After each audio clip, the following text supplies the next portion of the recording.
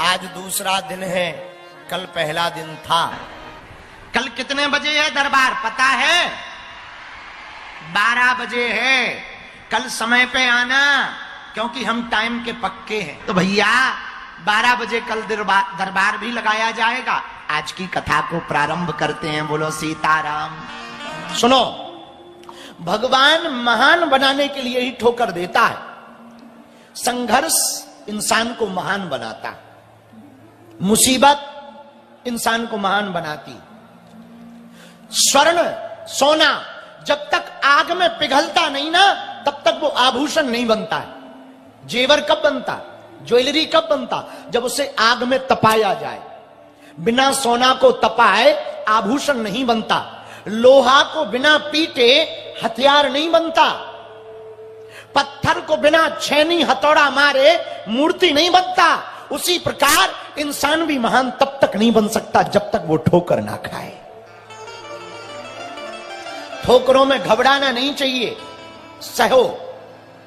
आज जो तुम पे हंस रहे ना, यदि तुम सहते रहोगे, यदि तुम बहुत मुस्कुराते रहोगे, यदि तुम प्रतिदिन सीखते रहोगे, हम तुम्हें दावे के साथ बांदा वालों कह सकते हैं, आज जो तुम पर हंस रहे ना, कल तुमसे मिलने के लिए तरसेंगे।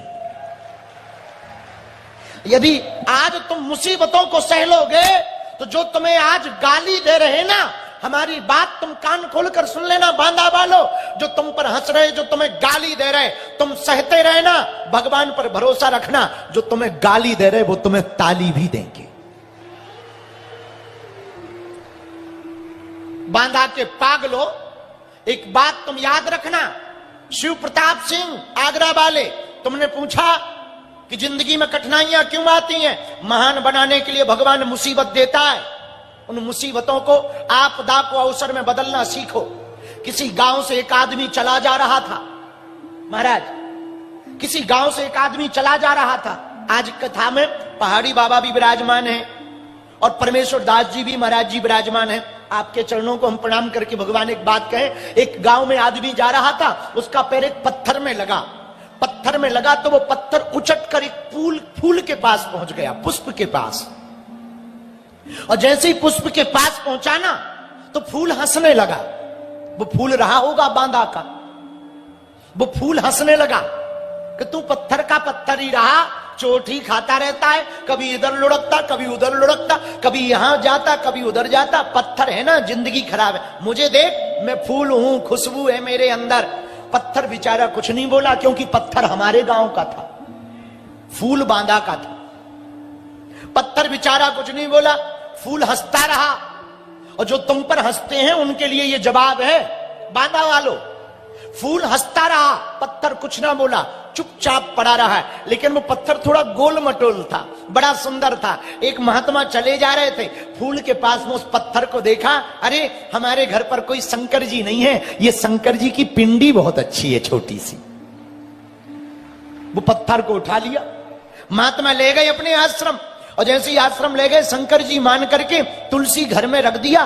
तुलसी घड़ा में धर करके जल चढ़ा दिया, तिलक लगा दिया। हर हर बोले नमः शिवाय, कर्पूर गौरम करुणावतारम संसार सारम भुजगेंद्र हारम सदा वसंतम हृदयारविंदे भवम भवानी सहितम नमामि। मंदार माला बहुकाल काली कपाल मालई आदि आदि श्लोकों से दिव्य स्तुति करने लगे, बढ़िया गाने लगे, तिलक लगाने लगे, अक्षत चढ़ाने लगे, चावल चढ़ाने लगे, अगरबत्ती लगाने लगे। तब तक याद आया, फूल तो है ही नहीं है। भागे भागे बाग में गए, वही फूल तोड़ा जो हंस रहा था, क्योंकि वो बांदा का था। उसी फूल को तोड़ करके महात्मा लाए और ला करके शिवलिंग के ऊपर जो पत्थर पड़ा था ना भैया, उसी के ऊपर चढ़ा दिया। और जैसे ही चढ़ाया, तो अब पत्थर मुस्कुरा करके बोला, फूल भैया, उस दिन तुम हम पर हंस रहे थे, उस दिन हम चुप रहे। आज समय का खेल देखो, मैं शिव बन गया और तुम मेरे ऊपर फूल बन करके चढ़ रहे हो। बात समझ आई है? बोलो हाँ जी या ना जी। अरे जोर से बोलो ना। इंसान को ठोकरें महान बनाती हैं। ठोकरों से घबराओ मत मेरे पागलों। तुम्हारे जीवन में मुसीबतें हैं, घबराओ मत। भगवान राम को भी भगवान बनने के लिए बन जाना पड़ा। जब तक वो बन नहीं गए तब तक वो बन नहीं पाए। प्रभु राम बन गए, इसलिए तो बन गए। अपने ही चित्रकूट में 12 साल तक रहे, यही बगल में है चित्रकूट। भैया जब मुसीबतें सबके जीवन में आती, मीरा के जीवन में कम मुसीबत थी क्या?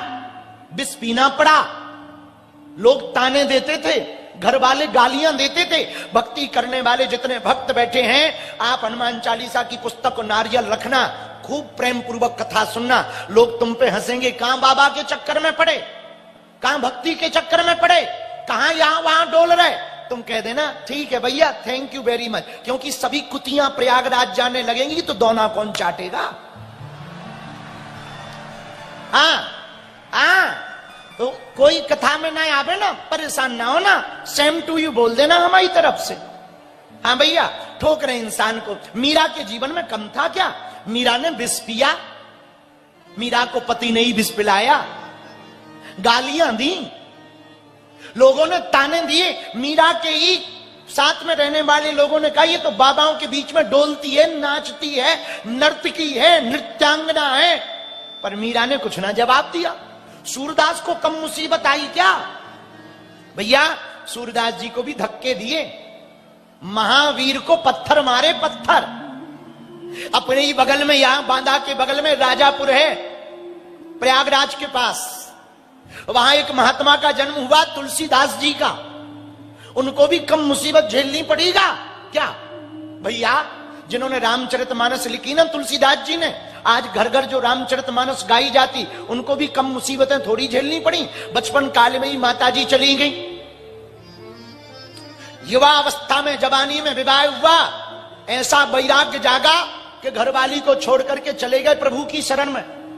कई लोग हमारे पास आते हैं, बोले गुरुजी आप तुलसीदास जी की महिमा गाते हो, तुलसीदास जी की तो महिमा कम है, उनकी पत्नी की ज्यादा है। हमने कहा क्यों? बोले वाह, तुलसीदास जी को तुलसीदास तो उनकी पत्नी ने बनाया, न पत्नी डांटती न तुलसीदास जी तुलसीदास बन पाते। हमने कहा भैया डांट खाने से यदि तुलसीदास बनते होते तो आज घर घर तुलसीदास बैठे होते।